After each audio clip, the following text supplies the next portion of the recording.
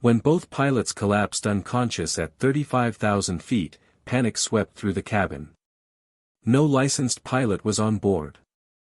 Then a small voice broke the silence, "I can fly it." Everyone turned to see an 11-year-old girl standing in the aisle, ready to save 147 lives. Before you watch full story, comment below from which country are you watching. Don't forget to subscribe for more amazing stories. The morning sun painted golden streaks across Denver International Airport as thousands of travelers hurried through the busy terminals. Among them was an 11-year-old girl named Emma Rodriguez.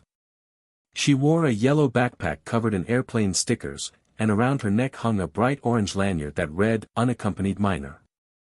Emma walked quietly beside the airline staff member who was guiding her to gate B-17. Her dark hair was pulled back in a simple ponytail, and her sneakers squeaked softly against the polished floor. "First time flying alone, sweetie?" the staff member asked with a kind smile. Emma shook her head. "No, ma'am. I fly to Seattle every month to visit my dad." "Well, aren't you a brave little traveler?" the woman said, squeezing her shoulder gently. Emma didn't feel particularly brave. She just missed her dad. Her parents had divorced 2 years ago, and her father had moved to Seattle for work. The monthly flights had become routine, almost boring. But Emma never got tired of flying. There was something magical about being up in the clouds, above all the problems of the world below. What the airline staff didn't know, what nobody at the airport could possibly know, was that Emma Rodriguez was not just another child passenger. Hidden beneath her ordinary appearance was knowledge that would soon mean the difference between life and death for 147 people. Emma's father, Captain Miguel Rodriguez, had been a commercial airline pilot for 15 years. When Emma was just 7 years old, she had asked him the question that changed everything: "Daddy, can you teach me how to fly?" Most parents would have laughed it off or bought their child a toy airplane. But Captain Rodriguez saw the serious curiosity in his daughter's eyes. He remembered his own childhood dreams of flying, and he made a decision that seemed harmless at the time. "I can't put you in a real cockpit yet," he had told her. "But I can show you how pilots train." He set up a professional flight simulator in his home office. It wasn't a toy or a simple video game. It was the same software that real pilots used to practice emergency procedures. The program could recreate the exact cockpit of a Boeing 737, complete with every button, switch, and display that real pilots used. At first, it was just fun. Emma would fly for an hour each weekend when she visited her dad. She learned what all the instruments meant. She practiced taking off and landing. She made mistakes and crashed countless times in the virtual world, laughing each time she had to reset the program. But as months turned into years, something remarkable happened. Emma stopped treating it like a game. She started asking deeper questions. She read her father's pilot manuals. She watched real cockpit videos on YouTube. She memorized emergency checklists the way other kids memorized song lyrics. By the time she was 9, Emma had logged over 1,500 hours in the simulator. She could handle engine failures, electrical problems, and emergency descents. She knew how to read navigation displays, program flight computers, and communicate with air traffic control using proper radio procedures. Her father was amazed. "Emma, you're better at this than some of the new pilots I fly with," he had told her once. But they both knew it was just simulation. Real flying was different. The consequences were different. And at 11 years old, Emma was still just a child who couldn't legally drive a car, let alone pilot a commercial airliner. Until today. Emma boarded Pacific Airlines Flight 2847 ahead of all the other passengers, as was standard procedure for unaccompanied minors. The senior flight attendant, a friendly woman named Jessica, personally escorted her to seat 14A, a window seat near the middle of the plane. "You all set, honey?" Jessica asked, helping Emma stow her backpack in the overhead compartment. "Yes, ma'am." "Thank you. If you need anything during the flight, just press this button right here, okay?" Emma nodded and buckled her seatbelt. As other passengers boarded, she pulled out a book and began reading, looking like any other fifth grader on a routine flight. The man who took the seat next to her was a businessman in his 40s, already typing on his laptop before the plane even pushed back from the gate. He barely glanced at Emma, seeing only what everyone saw, a quiet child who would probably spend the flight coloring or watching cartoons. Nobody noticed how Emma's eyes tracked every sound during the boarding process. Nobody heard her whisper the safety briefing along with the flight attendants, word for word. Nobody realized she could identify exactly when the pilot started the engines by the change in sound frequency. At 9:47 a.m., Flight 2847 pushed back from the gate. Emma felt the familiar rumble as the tug vehicle moved the massive Boeing 737 away from the terminal. She looked out her window and watched the ground crew disconnect the pushback tractor and give the pilots a final signal. The engines increased power. The plane began rolling toward the runway. Emma closed her eyes and felt every movement, every turn, every slight change in speed. This was the part she loved most, the moment when tons of metal and fuel transformed into something graceful and airborne. The takeoff was smooth. The pilot rotated at exactly the right speed, lifting the nose wheel off the ground at 160 knots, just as Emma had practiced hundreds of times. The main gear left the runway seconds later, and they were flying. Emma opened her eyes and watched Denver shrink below them. The airport became a toy model. The highways became thin ribbons. The mountains in the distance looked close enough to touch. "Ladies and gentlemen, this is your captain speaking," a confident voice announced over the intercom. "We've reached our cruising altitude of 35,000 feet. The weather looks great all the way to Seattle. We should arrive about 15 minutes early. Sit back, relax, and enjoy the flight." Emma smiled and returned to her book. It was going to be a perfect flight. Or so she thought. 35 minutes into the flight, something went terribly wrong. In the cockpit, Captain Stevens and First Officer Mitchell had been chatting casually while monitoring their instruments. Both men had eaten breakfast together at their hotel that morning, sharing food from the buffet before their early flight. Now, Captain Stevens suddenly felt a wave of nausea wash over him. His vision blurred. Sweat broke out on his forehead. "You okay?" First Officer Mitchell asked, noticing his colleague's pale face. "I don't know. I feel really..." Captain Stevens didn't finish his sentence. His hands began trembling on the controls. First Officer Mitchell reached for the radio to call for medical advice, but before he could key the microphone, he felt it too. A crushing pain in his stomach. Dizziness so severe the instrument seemed to spin before his eyes. "Something's wrong," he gasped. Call. But there was no time. Within 90 seconds, both pilots were unconscious, slumped in their seats, victims of severe food poisoning from contaminated eggs they had eaten 3 hours earlier. The Boeing 737 continued flying straight and level at 35,000 feet, held steady by the autopilot system. But the autopilot was just a computer. It could maintain altitude and heading. It could not navigate to an airport. It could not land the plane. It could not save anyone. And nobody in the passenger cabin had any idea that anything was wrong. Jessica, the senior flight attendant, was preparing the beverage cart when she noticed the cockpit call button light up on her panel. This was unusual during cruise flight, but she set down the coffee pot and walked toward the front of the plane. She entered her security code and opened the heavy cockpit door. What she saw made her blood run cold. Both pilots were unconscious. Captain Stevens' head rested against the side window. First Officer Mitchell had collapsed forward against his safety harness. Neither man responded when she called their names. Neither man moved when she shook their shoulders. "Oh God," Jessica whispered. "Oh God, no." She pressed the emergency call button, and within seconds 2 other flight attendants rushed forward. They checked for pulses, found them weak but present, and tried desperately to wake the pilots. Nothing worked. Jessica's mind raced through her emergency training. They needed to land this plane. They needed someone who could fly. They needed help immediately. She picked up the intercom handset with shaking hands. "Ladies and gentlemen, this is your senior flight attendant speaking." She fought to keep her voice calm and steady. "We have a medical emergency in the cockpit. I need to ask if there are any licensed pilots currently on board this flight. If you have any flying experience, please press your call button immediately." The cabin erupted into confused murmurs.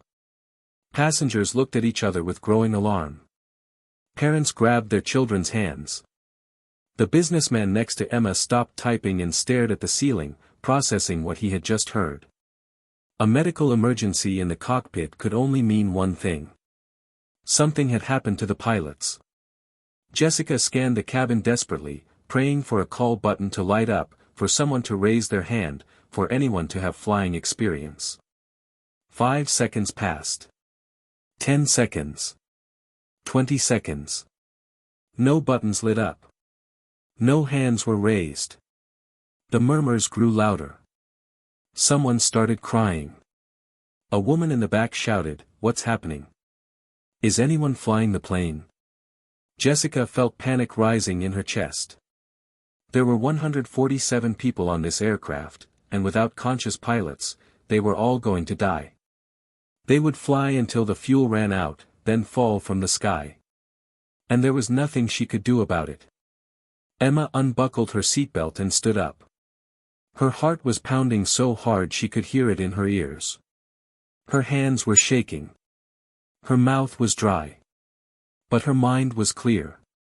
She knew what had happened. She knew what was needed. She knew what she had to do. Emma stepped into the aisle and spoke in a voice that was quiet but somehow carried through the nervous chatter of the cabin. "I can fly it." 4 impossible words. The businessman next to her turned to stare. Several passengers nearby looked at her with confusion. Someone actually laughed, a harsh sound born of stress and disbelief. "Honey, sit down," the businessman said, not unkindly. "This is serious. The adults will handle it." But Emma didn't sit down. She walked toward the front of the plane, her legs steady despite her racing heart. Jessica saw her coming and felt her desperation deepen. A child? This was a child approaching her, an elementary school kid who probably thought flying meant playing games on an iPad. "Sweetie, you need to go back to your seat," Jessica said gently, trying to turn Emma around. "This isn't something you can help with. I have over 1,500 hours in a Boeing 737 flight simulator," Emma said clearly. "My father is Captain Miguel Rodriguez with Pacific Airlines. He taught me to fly. I know the instruments. I know emergency procedures. I can follow instructions from air traffic control." The words hung in the air. Jessica stared at this small girl with the ponytail and the airplane stickers on her backpack. Every instinct screamed that this was impossible, that a child couldn't possibly fly a commercial airliner, that letting her try was insane. But another voice in her head, quieter but more urgent, reminded her of the terrible truth: Emma was the only person on this aircraft who had volunteered. She was the only person claiming any knowledge of flying. And without someone who could fly, everyone aboard was already dead. "Can you really do this?" Jessica whispered. Emma looked directly into her eyes. "I don't know if I can land it perfectly. But I can try. And trying is better than not trying." Jessica made her decision in that moment. It violated every rule, every regulation, every reasonable judgment. But reasonable judgment had no place in a situation where all other options led to certain death. "Come with me," she said quietly. Emma stepped through the cockpit door and felt a strange sense of familiarity. She had seen this exact layout thousands of times in her simulator. But this was real. The instruments glowed with real data. The controls moved real surfaces on a real aircraft. The mistakes here would kill real people. Jessica and another flight attendant carefully moved Captain Stevens out of his seat, struggling with his weight as they positioned him on the cockpit floor. They checked his breathing, covered him with a blanket, and turned their attention to First Officer Mitchell, who was also unconscious but stable. Emma climbed into the captain's seat. It was too big for her. Even when she adjusted it all the way forward, her feet barely touched the rudder pedals. But she could reach the most important controls, the yoke, the throttles, the autopilot panel. She looked at the instruments, forcing herself to process what she saw. Altitude, 35,000 feet airspeed, 420 knots heading, 310 degrees autopilot, engaged fuel, approximately 3 hours remaining. Everything was functioning normally. The autopilot was holding them steady. But they needed to land, and for that, Emma needed help.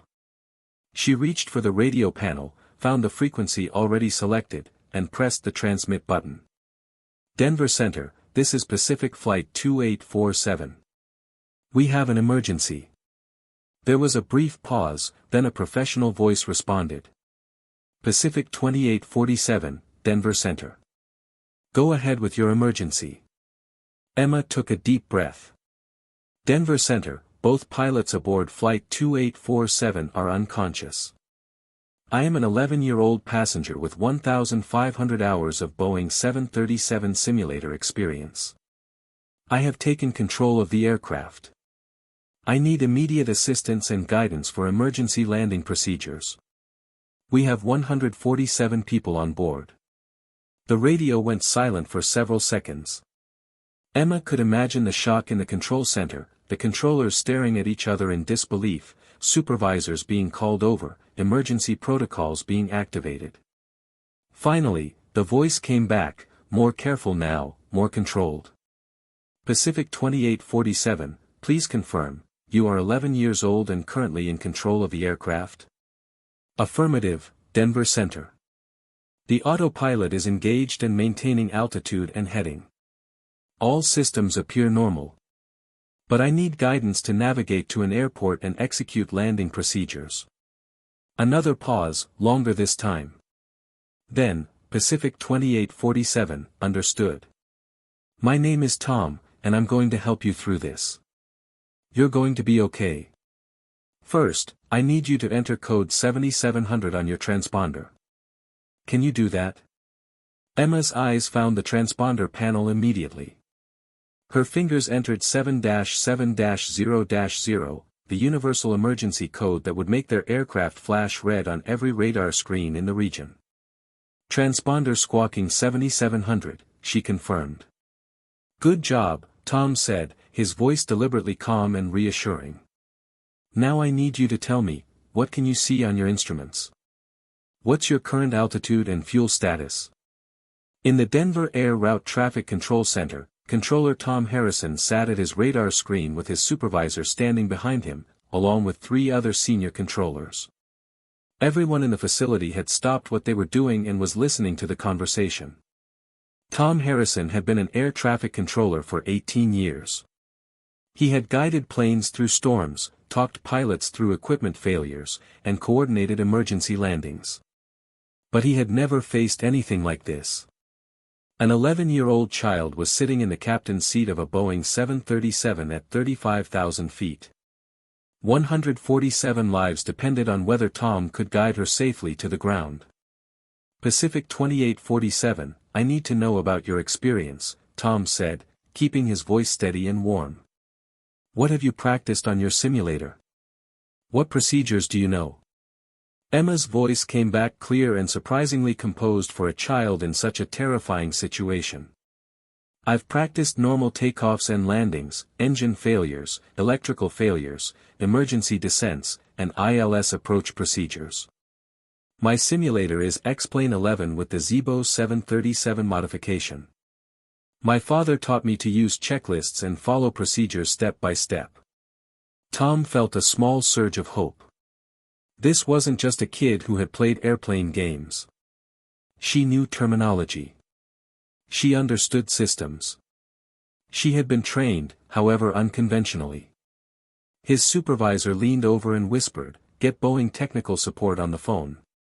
And notify Colorado Springs Airport to prepare for an emergency landing. Tom nodded and continued speaking to Emma. Okay, that's really good. You've got great training.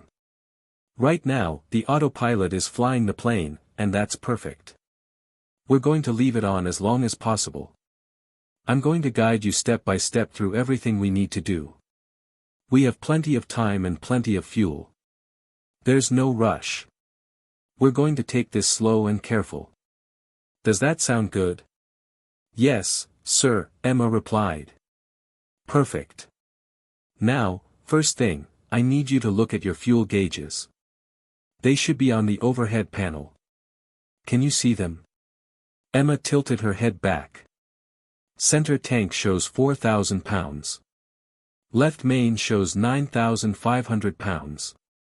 Right main shows 9,500 pounds. Tom calculated quickly. About 2.5 hours of fuel. Plenty of time to get her to Colorado Springs and talk her through the landing procedures. Excellent. Now here's what we're going to do. We're going to divert you to Colorado Springs Airport.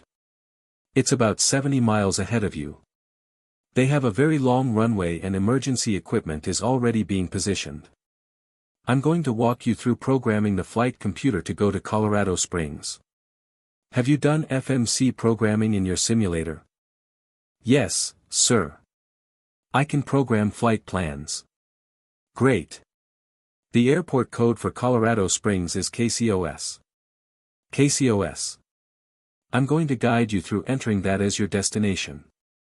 For the next 5 minutes, Tom talked Emma through the process of accessing the flight management computer, entering the new destination, and executing the change. Emma's responses were quick and accurate. She knew where to find each function, how to navigate the menus, how to confirm the changes. When she pressed the execute button, the aircraft began a gentle turn toward Colorado Springs. Perfect, Emma.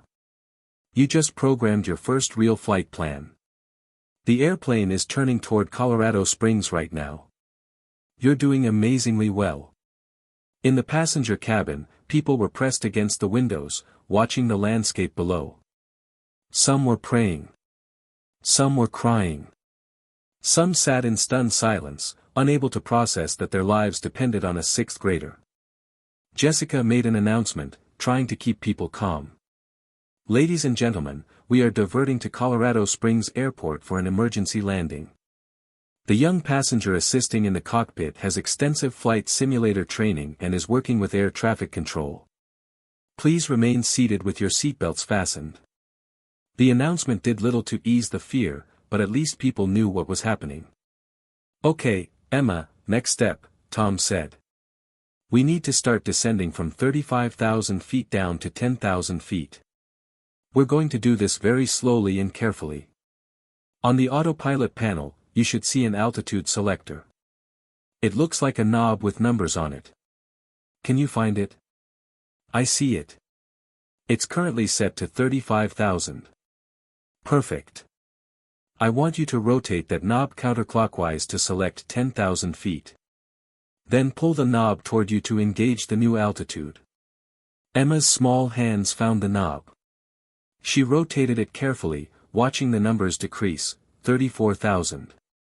30,000, 25,000. She kept turning until it read 10,000. Then she pulled the knob out. Immediately, she felt the nose of the aircraft drop slightly. The autopilot had begun a gentle descent at a safe rate of about 1,500 feet per minute. Good job, Emma. I can see on my radar that you're descending. Everything looks perfect. Now, while we're descending, I want you to just monitor the instruments. Tell me if you see any warning lights or if anything looks unusual. Emma scanned the displays. Everything looks normal. Engines are running smoothly. All systems show green. Excellent. You're doing great. The descent took about 15 minutes. Emma watched the altimeter slowly wind down, watched the ground gradually grow larger in the windscreen. The autopilot handled everything smoothly, adjusting the throttles and pitch to maintain a comfortable descent rate. At 10,000 feet, the aircraft automatically leveled off. Perfect, Emma. Now we're going to switch radio frequencies so you can talk to Colorado Springs Tower. They're going to guide you through the landing procedures. The new frequency is 118.4. Can you change that on your radio panel? Emma found the radio frequency selector and carefully dialed in 1-1-8-4. Frequency set to 118.4. Good. Now press the transmit button and say, Colorado Springs Tower, Pacific 2847 with you at 10,000 feet. Emma pressed the button. Colorado Springs Tower, Pacific 2847 with you at 10,000 feet. A new voice came through her headset, female this time, warm and encouraging. Pacific 2847, Colorado Springs Tower. Hello, Emma. My name is Sarah, and I'm going to help you land this airplane. Tom told me you've been doing an amazing job. We have perfect weather here, no wind, and the longest runway in the state waiting for you. You're going to do just fine. How are you feeling? Emma surprised herself by answering honestly. I'm scared. But I know what to do. Being scared is okay, Sarah said gently. I'd be scared too. But I can tell from how you're handling this that you're smart and well-trained. We're going to take this step by step, and before you know it, you'll be safely on the ground. Deal? Deal, Emma said, feeling slightly better. Okay, Emma, here's what's going to happen, Sarah continued. We're going to gradually slow down and descend toward the airport. I'm going to tell you exactly when to extend flaps, when to lower landing gear, and when to adjust your speed. The autopilot will do most of the work until the very end. Then you'll need to hand fly the last part, but I'll guide you through every second of it. Ready? Ready. Over the next 20 minutes, Sarah walked Emma through a series of procedures. At 15 miles from the airport, Emma extended the first stage of flaps to 5 degrees. The aircraft's nose pitched up slightly as the flaps created more lift. At 10 miles, she extended flaps to 15 degrees and slowed to 200 knots. At 8 miles, she lowered the landing gear. There was a loud mechanical sound as the gear doors opened and the massive landing gear legs extended below the aircraft. 3 green lights appeared on the instrument panel, confirming all 3 gear were down and locked. I see 3 green lights, Emma reported. Beautiful. Your gear is down and locked. You're doing perfectly. The aircraft felt different now, heavier and slower with the landing gear creating drag. Emma adjusted the throttles slightly to maintain proper speed, just as she had practiced countless times in simulation. At 5 miles from the airport, Sarah's voice became more serious. Emma, in a moment, I'm going to have you disconnect the autopilot and fly the plane manually for the landing. I know that sounds scary, but you've practiced this. The plane will do what you tell it to do. Small movements on the controls. Watch your speed and altitude. Keep the runway centered in front of you. I'll be talking you through every single second. Okay. Emma's mouth was completely dry. Her hands were shaking. This was the moment she had dreaded and prepared for. Okay, she whispered. I can hear you're nervous, and that's completely normal. But Emma, listen to me, you have landed this airplane hundreds of times in your simulator. You know what to do. Your father taught you well. He would be so proud of you right now. Emma felt tears in her eyes at the mention of her father. She blinked them away and focused on the runway ahead, now visible through the windscreen. At 4 miles, I want you to press the autopilot disconnect button on your control yoke. It's the red button on the side. When you press it, the autopilot will turn off and you'll be flying manually. Are you ready? Emma put her hand on the yoke. She found the red button with her thumb. I'm ready. Okay. When you're at 4 miles, press the button. Emma watched the distance indicator count down, 4.5 miles. 4.2 miles. 4.0 miles. She pressed the button. The autopilot disconnected with a beep in her headset. Suddenly, the aircraft was responding only to her inputs. For a terrifying second, Emma felt the plane start to drift right. She pushed the yoke left, overcorrected, felt the wings rock back and forth. Panic flooded through her. "Easy, Emma, easy," Sarah's voice came through, calm and steady. "Small movements. Gentle pressure. You're doing fine. Just center the wings and point the nose at the runway." Emma forced herself to breathe. She made smaller corrections. The wings leveled. The runway centered in her windscreen. "There you go. Perfect. Now I want you to hold this heading and start a very gentle descent. Pull back the throttles just a little bit and let the nose drop slightly. We want to descend at about 700 feet per minute." Emma pulled back the throttles. The engine noise decreased. The nose dropped a few degrees. She felt the aircraft begin to descend. "How's my descent rate?" she asked. "Perfect. You're at 700 feet per minute. That's exactly right. You're tracking right down the center line. Speed is good at 145 knots. You're flying this airplane beautifully." The runway was growing larger now, filling more of the windscreen. Emma could see the emergency vehicles positioned alongside, red and white trucks with flashing lights. She could see the runway markings clearly, the white center line stretching ahead of her. 3 miles from the runway, Sarah announced. "Everything looks perfect. Keep doing exactly what you're doing." Emma's entire world had narrowed to the instruments in front of her and the runway ahead. She watched the airspeed indicator, 145 knots. She watched the altimeter unwinding, 2,500 feet. 2,000 feet. 1,500 feet. She made tiny corrections with the yoke, keeping the runway centered. 2 miles out. "You're doing great, Emma. Altitude and speed are perfect." Emma's heart was pounding so hard she thought it might burst.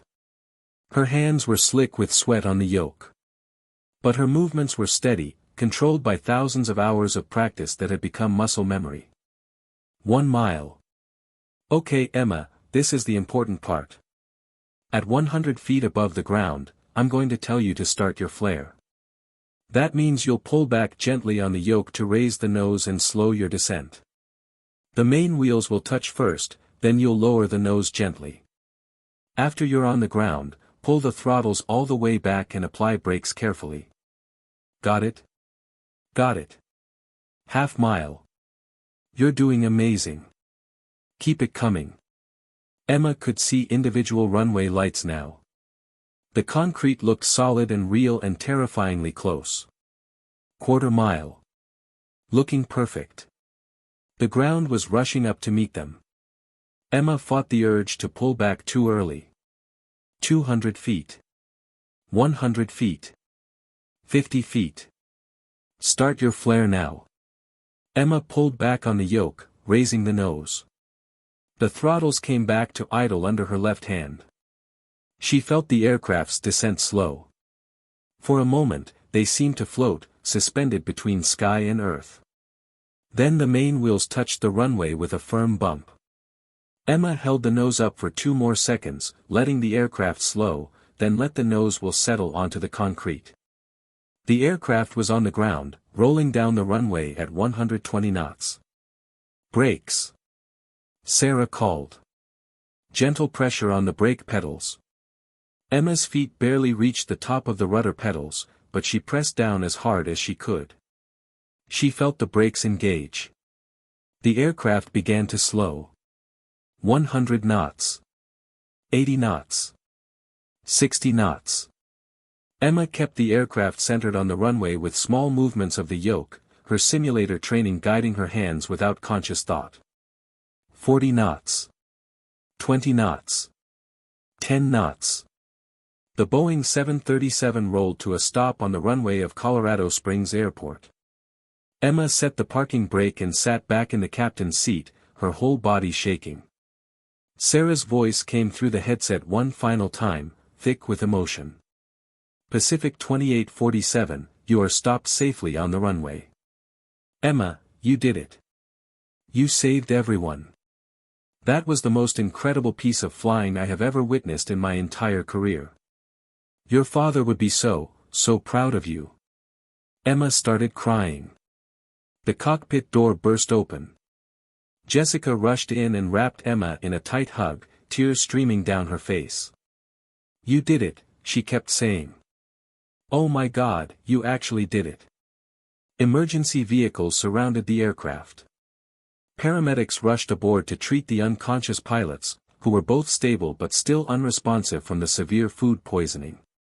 An experienced pilot was brought aboard to shut down the engines and secure the aircraft systems.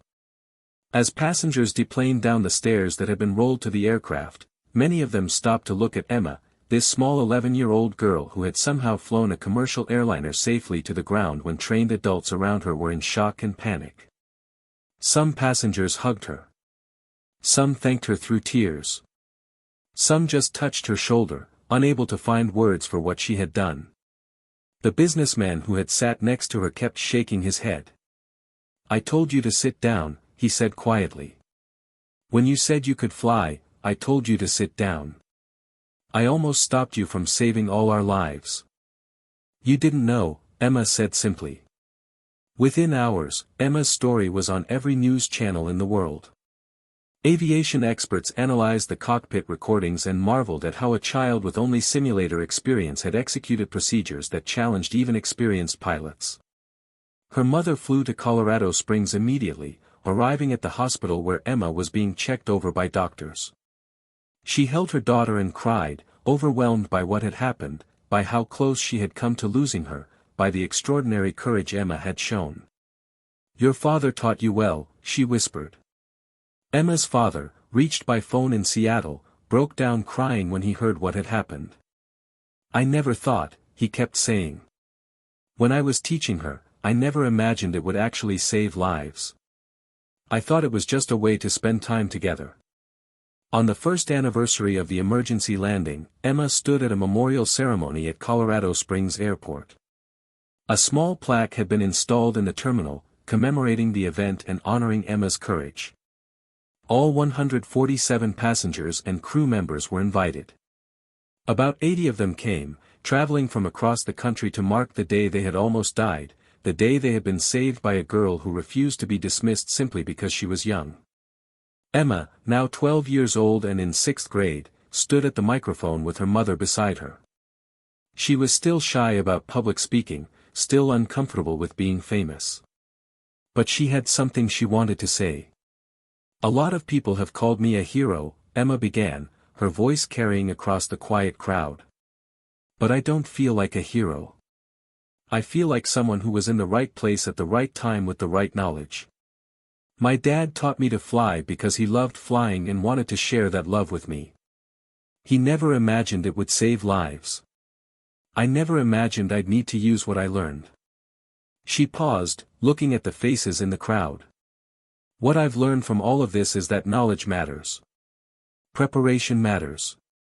When adults told me to sit down, when they dismissed me because I was just a kid, I could have listened. Part of me wanted to listen. But I knew I had something to offer, and I knew that staying silent meant everyone would die. Emma's voice grew stronger. So my message, especially to young people, is this: don't let anyone tell you that you're too young to make a difference. Don't let anyone dismiss your knowledge or your abilities just because of your age. Learn everything you can. Practice your skills. And when the moment comes that you can help, speak up. Even if your voice shakes. Even if you're terrified. Speak up. The crowd erupted in applause. Many were crying, remembering that terrifying day and the small voice that had said 4 impossible words, I can fly it. After the ceremony, Emma's father pulled her aside. You know what the best part of all this is? He asked. What? You still love flying. After everything that happened, after all the fear and pressure, you still want to be a pilot someday. Emma smiled and looked up at the sky, where a plane was taking off, climbing toward the clouds. Yeah, Dad. I still love it. Maybe even more now, because I know what it means to really fly. Her father hugged her tight. When you're 18, when you're ready, I'll be there for your first flying lesson. The real kind. I'll be ready, Emma said. And somewhere high above Colorado, another commercial airliner traced its path across the sky, its passengers safe and secure, never knowing that a 12-year-old girl on the ground below had proven that heroes come in all sizes, and courage has no minimum age requirement. The impossible had happened once. And Emma Rodriguez had shown the world that sometimes, the most unlikely person is exactly the right person for the job.